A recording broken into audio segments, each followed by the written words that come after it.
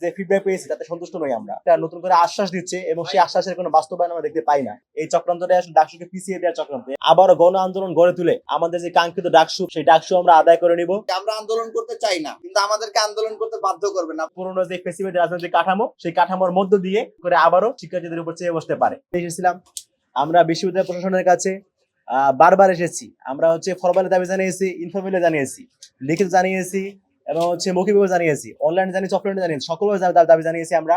কিন্তু আমরা আসলে তাদের পক্ষ থেকে যে ফিডব্যাক পেয়েছি তাতে সন্তুষ্ট নই আমরা। সেখানে তারা আমাদেরকে বারবার ঘোরাচ্ছে টাইপ অফ, এবং তারা আমাদেরকে বারবার একটা নতুন করে আশ্বাস দিচ্ছে এবং সেই আশ্বাসের কোনো বাস্তবায়ন আমরা দেখতে পাই না।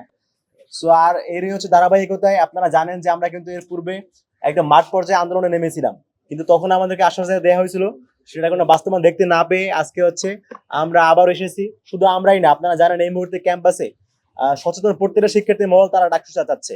অলরেডি একটা গ্রুপ অনশনে বসেছে। সো আমরা তাদের সাথে সংহতি প্রকাশ করেছি এবং আমরা আজকে এখানে এসে আমাদের প্রশাসনের সাথে কথাবার্তা বলে তাদেরকে আমরা জানিয়েছি যে আপনারা অতি দ্রুত ডাকসুর ব্যবস্থা করুন। ঈদুল আজহার পূর্বেই ডাকসু দৃশ্যমান পদক্ষেপ আপনারা গ্রহণ করুন। সেক্ষেত্রে আপনাদের নির্বাচন কমিশন গঠন এবং তফসিল যে ঘোষণা, সেটা আপনারা ঈদুল আজহার পূর্বেই করুন। যদি আপনারা এটা ঈদুল আজহার পূর্বে করতে ব্যর্থ হন বা আমাদের ডাকসু নিয়ে কোনো ধরনের টালবাহানা করা হয়, তাহলে সেক্ষেত্রে অলরেডি শিক্ষার্থীরা ইতিমধ্যে ডাকসু নিয়ে খুবই সরব। তাদের সকলকে সাথে নিয়ে আমরা আবারও গণ আন্দোলন গড়ে তুলে আমাদের যে কাঙ্ক্ষিত ডাকসু, প্রাণের ডাকসু, সেই ডাকসু আমরা আদায় করে নিব। এবং আপনাদেরকে আরেকটা বিষয় বলতে চাই, সেটা আমাদের ডাকসু নিয়ে আন্দোলন করার জন্য প্রস্তুতি সম্পন্ন হয়েছে।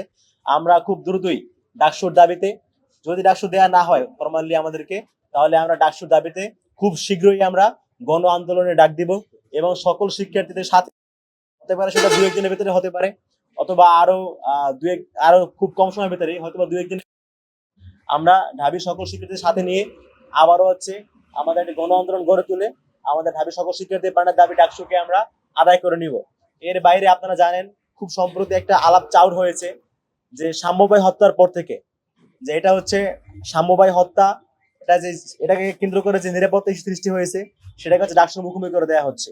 তো আমরা আমাদের জায়গা থেকে স্পষ্টভাবে বলতে চাই যে সাম্যবাই হত্যা হয়েছে যে নিরাপত্তাজনিত কারণে, সেই কারণ কোনোভাবেই ডাকসুর প্রতিপক্ষ নয়। বরঞ্চ আমরা মনে করি ডাকসু যদি হয়ে যায়, তাহলে এই ধরনের অনাকাঙ্ক্ষিত ঘটনা ক্যাম্পাস বা ক্যাম্পাসের পার্শ্ববর্তী এলাকাতেও হওয়ার চান্স আরো কমে আসবে।